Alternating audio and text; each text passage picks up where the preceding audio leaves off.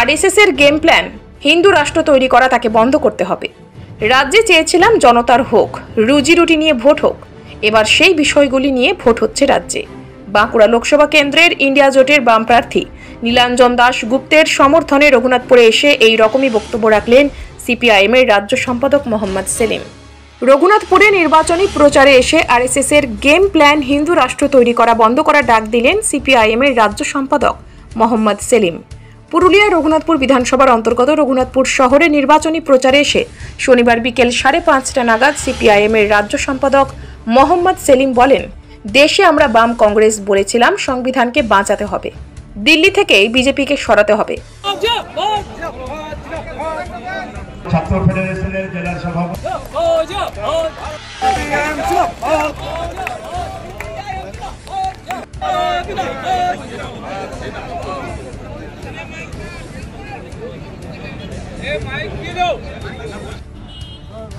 এটা হচ্ছে সংখ্যা, এটাকে বলে সেটি।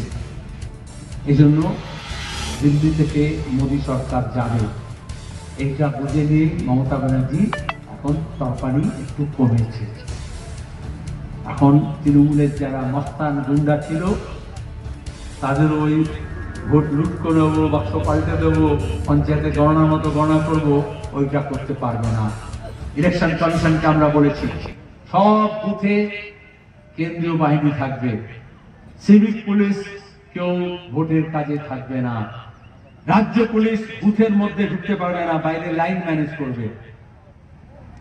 মুর্শিদাবাদে দেখেছেন ভোট হয়েছে, আমি তো নিজে প্রার্থী ছিলাম, টিকিট ছিল তো ক্যান্সেল হয়ে গেছে। এবার ওইটা আমি ট্রেনে উঠবো। আপনি যদি ট্রেনে ওঠেন বিনা টিকিটের যাত্রী হিসেবে আপনাকে তো ধরা পড়বে, জেলে যেতে হবে। আপনি ছাদে উঠবেন, ট্রেনে যদি না ওঠেন, ছাদে তো উঠতে হবে না, ইলেকট্রিক ট্রেন রাজধানী।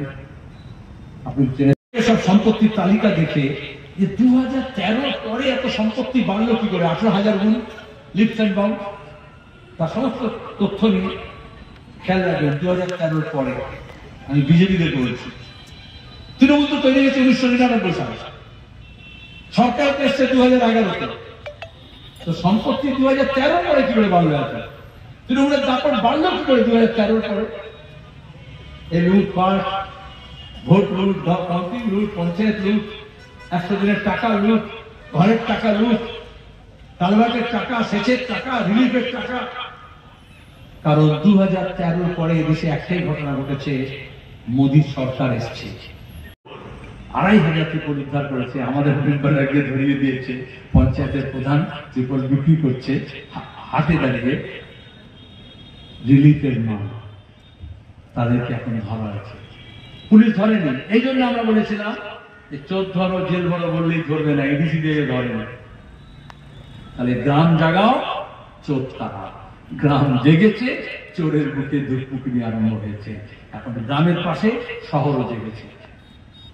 অমিত শাহ মমতাকে গিয়ে 14 তলায় জিজ্ঞেস করলেন, ইতনা খিলায়া ইতনা পিলায়া, ফির ইতনা লাল ঝান্ডা কাহা সে আ গয়া? তার মানে বিজেপি মমতাকে দুর্গা সাজিয়ে তাকে বিরোধী শূন্য করতে বলেছিল।